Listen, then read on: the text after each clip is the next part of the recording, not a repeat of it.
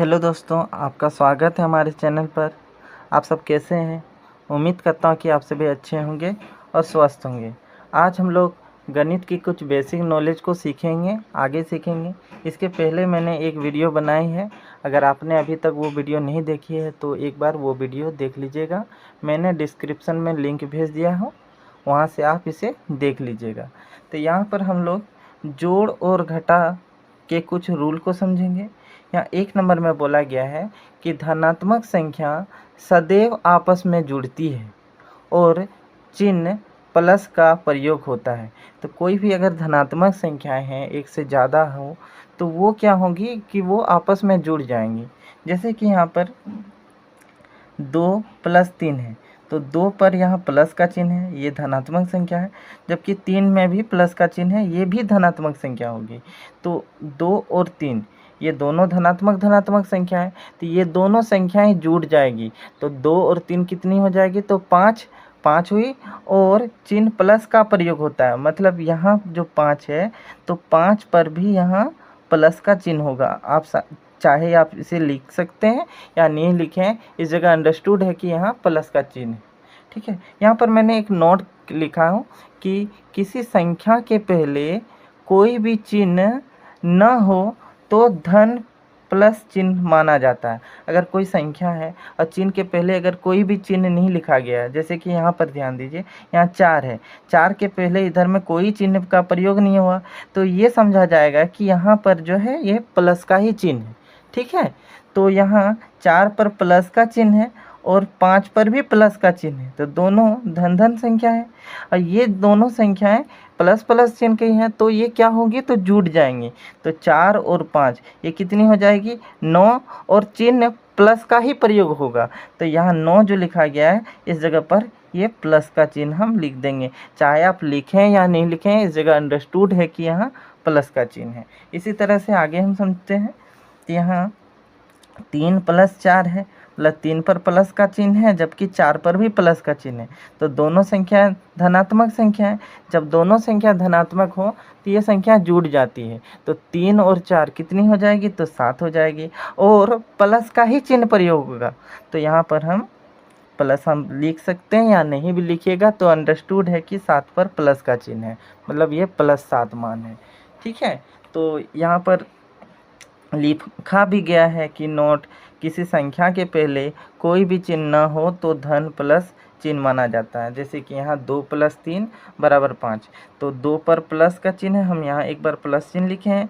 और यहाँ जो 2 और 3 जिसका मान 5 आया, तो 5 पर भी यहाँ प्लस का चिन्ह है। आप इसे लिख भी सकते हैं या नहीं लिखें, ये अंडरस्टूड है कि इस जगह पर प्लस चिन्ह छिपा हुआ है। चलिए अब आगे समझते हैं। अब दूसरे नियम को समझते हैं। यहाँ बोला गया है कि ऋणात्मक संख्याएं आपस में जुड़ती हैं तथा चिन्ह ऋण का लगता है, मतलब माइनस का चिन्ह लगता है। तो यहाँ पर आप ध्यान दीजिए, एग्जाम्पल में यहाँ -2 -3 है, मतलब 2 पर माइनस चिन्ह लगा हुआ है और 3 पर भी माइनस चिन्ह लगा हुआ, दोनों में माइनस माइनस चिन्ह लगा हुआ। जब दोनों में माइनस माइनस चिन्ह लगा रहती है तो वो जुड़ जाएंगी। तो 2 और 3 को जोड़ेंगे तो कितना मान होगा? तो 5 मान होगा। तथा चिन्ह ऋण का लगता है, मतलब माइनस का ही लगता है, तो हम यहाँ पर माइनस लगा देंगे। उसी तरह से दूसरा एग्जाम्पल को समझते हैं। तो यहाँ पर ध्यान दीजिए, यहाँ -1 -7 है, तो दोनों पर माइनस माइनस चिन्ह लगा हुआ है। तो जब माइनस माइनस चिन्ह लगती है तो ये जुड़ जाएंगे, तो 1 और 7 कितना हो जाएंगे? तो वो 8 हो जाएंगे, और वही चिन्ह का प्रयोग होगा, मतलब माइनस का ही प्रयोग होगा। तो यहाँ पर हम माइनस चिन्ह को लगा देंगे। इसी तरह तीसरा जो एग्जाम्पल है, यहाँ -5 -2 है, तो 5 पर माइनस, 2 पर भी माइनस, माइनस माइनस चिन्ह है, तो माइनस माइनस जब चिन्ह रहे तो ये दोनों जुड़ जाएंगे। तो 5 2 कितनी हो जाएंगी? तो 7 हो जाएंगी, और माइनस का ही चिन्ह प्रयोग होगा, तो यहाँ पर ये -7 मान हो जाएगा। ठीक है, अब आप समझ गए होंगे। चलिए अब तीसरे रूल को समझते हैं। यहाँ तीसरे रूल में कहता है कि धनात्मक और ऋणात्मक संख्याएं सदैव घट जाती हैं और बड़ी संख्या का चिन्ह लगता है। मतलब यदि धनात्मक और ऋणात्मक संख्या हैं, मतलब प्लस और माइनस में संख्या है, तो वो क्या होंगी, वो घट जाएंगी। और जो बड़ी संख्या रहेंगी, इन दोनों में बड़ी संख्या जो रहेगी और जिस उस पर जो चिन्ह लगा रहेगा, वही चिन्ह का प्रयोग होगा। चलिए समझते हैं यहाँ पर। तो यहाँ ध्यान दीजिए, यहाँ +4 है और यहाँ घटा 7 है।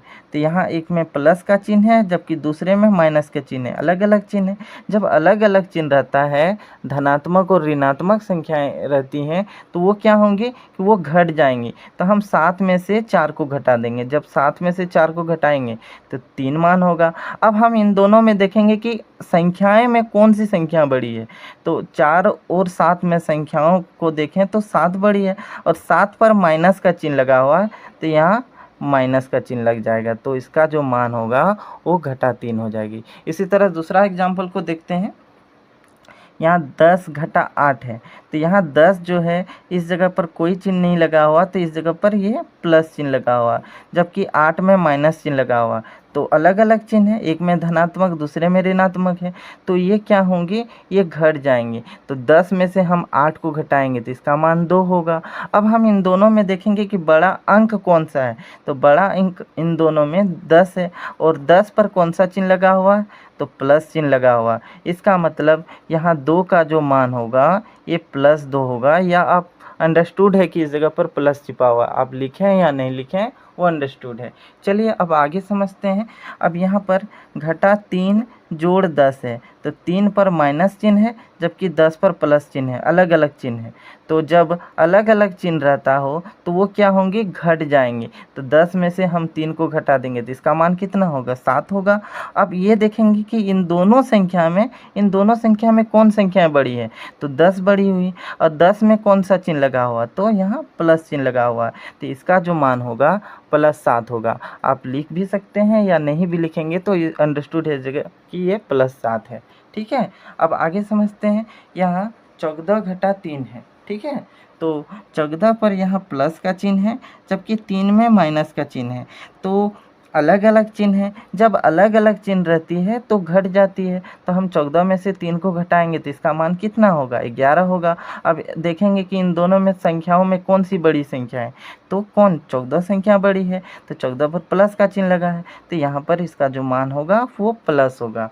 ठीक है, अब आगे हम समझते हैं। तो यहाँ पर घटा 3 जोड़ 14 है, तो इसमें भी ध्यान दीजिए चिन्ह अलग अलग है। एक में माइनस का चिन्ह है जबकि 14 में प्लस का चिन्ह है। जब अलग अलग चिन्ह रहती है, धनात्मक और ऋणात्मक संख्या रहती है, तो वो क्या होंगी कि वो घट जाएंगी। तो हम 14 में से 3 को घटाएंगे तो इसका मान कितना होगा, 11 होगा। अब इन दोनों संख्याओं में देखेंगे कि कौन सी संख्या बड़ी है। तो यहाँ पर 14 बड़ी है और 14 पर कौन सा चिन्ह लगा हुआ है, तो ये प्लस चिन्ह लगा हुआ है। तो हम यहाँ पर इसका जो मान होगा ये +11 होगा। इस जगह अंडरस्टूड है कि इस जगह +11 है। ठीक है, आप समझ गए होंगे। चलिए अब आगे हम समझते हैं। यहाँ घटा 15 जोड़ 10 है, तो 15 में जो है कि माइनस का चिन्ह लगा है और 10 में यहाँ प्लस का चिन्ह लगा हुआ है। तो ये दोनों जो अलग अलग चिन्ह लगी हुई, एक में माइनस और दूसरे में प्लस, तो ये संख्याएं घट जाएंगी। तो घट जाएंगी, हम 15 में से 10 घटाएंगे तो इसका मान 5 आएगा। अब उसके बाद देखेंगे कि दोनों संख्या में कौन सी संख्या बड़ी है। तो इसमें से 15 बड़ी है। अब 15 में कौन सा चिन्ह लगा हुआ है, तो माइनस चिन्ह लगा हुआ है। तो इसका जो मान होगा वो माइनस में आ जाएगा। अब आगे समझते हैं। यहाँ घटा 11 जोड़ 9 है, तो यहाँ पर भी अलग अलग चिन्ह लगा हुआ है, माइनस और प्लस। तो ये घट जाएंगे, 11 में से 9 को घटाएंगे तो 2 होगा। अब देखेंगे इन दोनों में बड़ा अंक कौन सा है, बड़ा संख्या कौन है, तो 11 है और 11 में जो है ना माइनस चिन्ह लगा हुआ, तो इसका मान यहाँ ये माइनस हो जाएगी। ठीक है, अब आगे समझते हैं। घटा 7 जोड़ 12 है। ठीक है, अलग अलग चिन्ह है, तो जब अलग अलग चिन्ह रहती है तो हम घटा देते हैं। तो 12 में 7 घटाएंगे तो 5 होगी। अब इन दोनों में देखना कि बड़ा संख्याएं कौन सी है, तो 12 है। अब 12 में कौन सा चिन्ह लगा हुआ, तो प्लस चिन्ह लगा हुआ, तो इसका जो मान होगा +5 होगा। आप प्लस को लिखिए या नहीं लिखिए, अंडरस्टूड है कि यहाँ पर प्लस का चिन्ह है। आशा करता हूँ कि आपको ये तो बात समझ में आ गई होगी। देखिए मैं यहाँ पर बहुत सारे एग्जाम्पल को लिया हूँ। एग्जाम्पल को इसीलिए लिया हूँ ताकि आप अच्छी प्रकार से इसे क्या आप समझ जाएँ। ठीक है, गुणा के कौन कौन से नियम होती है। ठीक है। जब हम लोग प्लस को प्लस से गुना करते हैं तो उसका जो मान होगा वो प्लस में होगा। अब यहाँ पर एक एग्जाम्पल भी लिखा गया है, यहाँ पर 5 गुना 2 है, ठीक है, 5 गुना 2, तो 5 पर प्लस का चिन्ह है, जबकि 2 पर भी यहाँ प्लस का चिन्ह है, तो ये इसका जो मान होगा वो प्लस में होगा, तो इसका जो मान होगा वो +10 होगी। इस जगह पर प्लस छिपा हुआ रहता है, आप ये जानते हैं, मैंने बता चुका है, ठीक है। अब यहाँ पर आगे समझते हैं, प्लस गुना माइनस, जब प्लस गुना माइनस हो तो उसका जो मान होगा वो माइनस में होगा, ठीक है। एग्जाम्पल के तौर पर यहाँ पर ध्यान दीजिए, यहाँ 5 गुना घटा 2 है, ठीक है, तो 5 पर प्लस का चिन्ह है और 2 पर माइनस का चिन्ह है, तो प्लस गुना माइनस क्या हो जाएगी, माइनस, और 5 और 2 को गुना करेंगे तो 5 दूनी कितनी हो जाती है, 10। इसका जो वैल्यू निकला वो घटा 10 निकला। अब आगे हम यहाँ समझते हैं, माइनस गुना प्लस, जब माइनस गुना प्लस रहे तो इसका मान क्या होगा, वो माइनस में हो जाएगी, ठीक है। तो यहाँ पर एक एग्जाम्पल भी मैंने लिखा है, घटा 5 गुना 2, तो 5 पर माइनस का चिन्ह है, गुना 2 पर प्लस का चिन्ह है, तो माइनस गुना प्लस क्या हो जाएगी, माइनस गुना प्लस माइनस, तो माइनस, अब 5 को हम 2 से गुना करेंगे, इसका मान 10 ही रहेगी, ठीक है। अब आगे समझते हैं, इसी तरह से यहाँ पर माइनस गुना माइनस है, तो माइनस गुना माइनस जब रहेगी तो उसका जो वैल्यू होगा वो प्लस में आ जाएगा, ठीक है, प्लस में आ जाएगा। तो जिस तरह से यहाँ एग्जाम्पल है, घटा 5 गुना घटा 2, तो 5 पर माइनस और 2 पर भी माइनस, तो माइनस माइनस क्या हो जाएगी, तो यहाँ प्लस हो जाएगी, और 5 को 2 से गुना कर देंगे तो 10 हो जाएगा, ठीक है। ये जो हम प्लस लिखे हैं, आप नहीं भी लिख सकते हैं, इस जगह अंडरस्टूड रहता है कि प्लस चिन्ह है। चलिए आगे समझते हैं, अगर माइनस का गुना सम बार हुआ है तो उसका जो मान होगा वो प्लस में होगा। यहाँ सम से तात्पर्य है सम संख्या से। सम संख्या वैसी संख्या होती है जो 2 से पूरा पूरा विभाज्य हो, ठीक है, जो 2 से पूरा पूरा भाग लग जाता है, जैसे कि 2, 4, 6, 8, 10, 12, 14, 16, 18, 20, 22, ये सभी संख्याएं सम संख्या हैं। तो यदि माइनस का गुना 2 बार या 4 बार या 6 बार या 8 बार इस तरह से गुना हुआ है तो उसका जो मान होगा वो प्लस में होगा, ठीक है। अगर अब और नेक्स्ट समझते हैं, अगर माइनस का गुना विषम बार हुआ है, ठीक है, तो उसका जो वैल्यू निकलेगा वो माइनस में निकलेगा। यहाँ विषम से तात्पर्य विषम संख्या से है, तो विषम संख्या वैसी संख्या होती है जो 2 से पूरा पूरा भाग नहीं होती है, जैसे कि 1, 3, 5, 7, 9, 11, 13, 15, ये सभी संख्याएं 2 से पूरा पूरी नहीं कटेंगे, ठीक है, तो ऐसी संख्या विषम संख्या होती है। तो यदि माइनस कि 1 बार गुना हुआ है या 3 बार गुना हुआ है या 5 बार माइनस का चिन्ह है गुना के रूप में, तो वो क्या मान होगी, माइनस में होगी। चलिए एक एग्जाम्पल को समझते हैं, यहाँ पर घटा 2 गुना 5 गुना 3 गुना घटा 2 गुना घटा 3 है, कुछ इस तरह से है। अब हम क्या करेंगे, इसे हम गुना करेंगे, ठीक है, तो 2 से 5 को गुना करेंगे, 2 से जब 5 को गुना करेंगे तो 10 मान आएगा, 10 तिया ये कितनी हो जाएगी, 30, 30 दूनी कितना, 60, ठीक है, और 60 तिया ये 180 हो जाएंगे। अब हम चिन्ह को देखते हैं, माइनस कितनी बार है, तो यहाँ पर एक -2 है, फिर यहाँ -2 है, फिर यहाँ -3 है, तो माइनस जो संख्याएं 3 बार प्रयोग हुआ है, 1, 2, 3, तो जब माइनस की संख्या विषम बार हो तो क्या हो जाएगी, इसका मान माइनस में आ जाएगा, ठीक है। अब दूसरे एक एग्जाम्पल को समझते हैं, यहाँ पर 3 गुना घटा 2 गुना घटा 4 गुना घटा 5 गुना घटा 2 है, ठीक है, तो हम सबसे पहले संख्याओं को गुना करते हैं, तो 3 दूनी कितनी हो जाएगी, 3 दूनी 6, 6 चौक 24, 24 पंचे कितना 120, ठीक है, 120 को अब 2 से गुना करेंगे तो इसका मान 240 होगा। अब यहाँ देखेंगे कि माइनस का चिन्ह कितना बार प्रयोग हुआ है, तो यहाँ ध्यान दीजिए, 1 बार 2 बार 3 बार 4 बार, 4 बार प्रयोग हुआ है, मतलब माइनस जो है वो सम बार प्रयोग हुआ है, और जब सम बार प्रयोग होता है तो क्या, प्लस का चिन्ह लगता है, ठीक है, तो यहाँ 240 का जो मान निकला वो +240 है, ठीक है। आशा करता हूँ कि आप ये समझ गए होंगे। ठीक है, मैं एक एक चीज़ को बताने का कोशिश करता हूँ ताकि आप समझ जाइए। वैसे तो ये सब बहुत छोटी छोटी चीज़ हैं, लेकिन बताना बहुत ज़रूरी है ताकि आप लोग अच्छी प्रकार से हर चीज़ समझें। ठीक है, अब 5वें रूल को समझते हैं। 5वें रूल में कहता है, यहाँ हम लोग भाग के नियम को समझेंगे। ठीक है, तो भाग का नियम क्या कहता है, चलिए समझते हैं।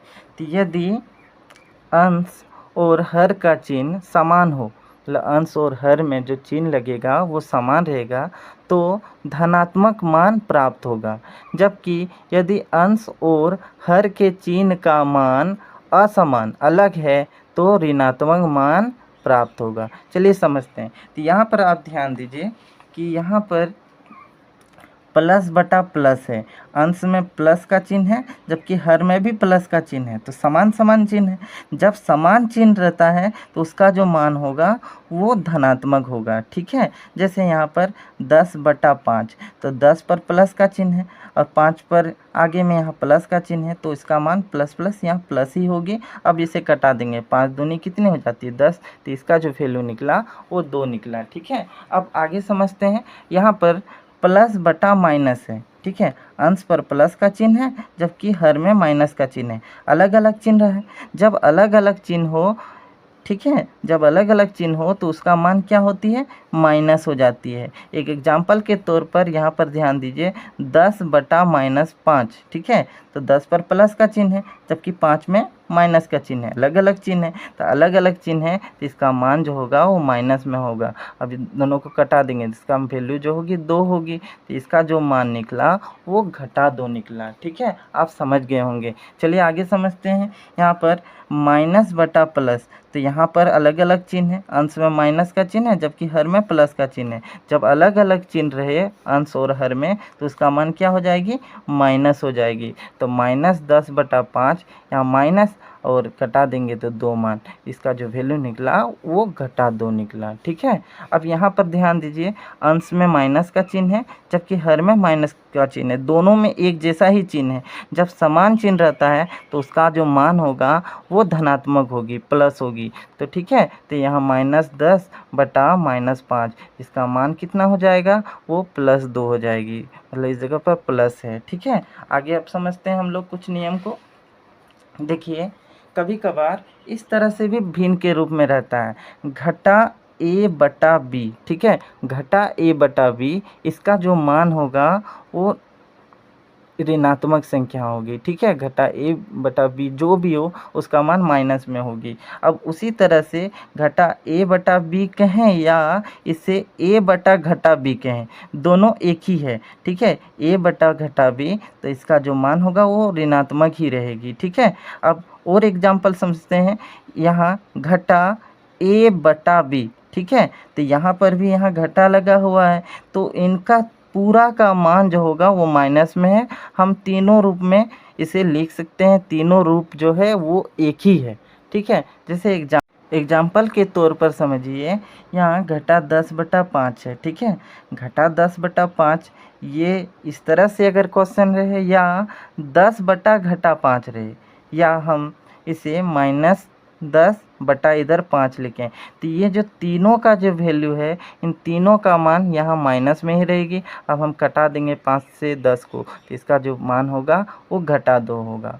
आशा करता हूँ कि आपको ये सभी समझ में आ गई होगी। ठीक है, मैं चाहता हूँ कि आप लोग हर एक छोटी मोटी जानकारी लें ताकि आप अपने भाई को बता सकें, बहन को बता सकें, ताकि आप उसे अच्छी प्रकार से डील कर सकें। ठीक है, तो यहीं तक रखते हैं, तब तक के लिए धन्यवाद।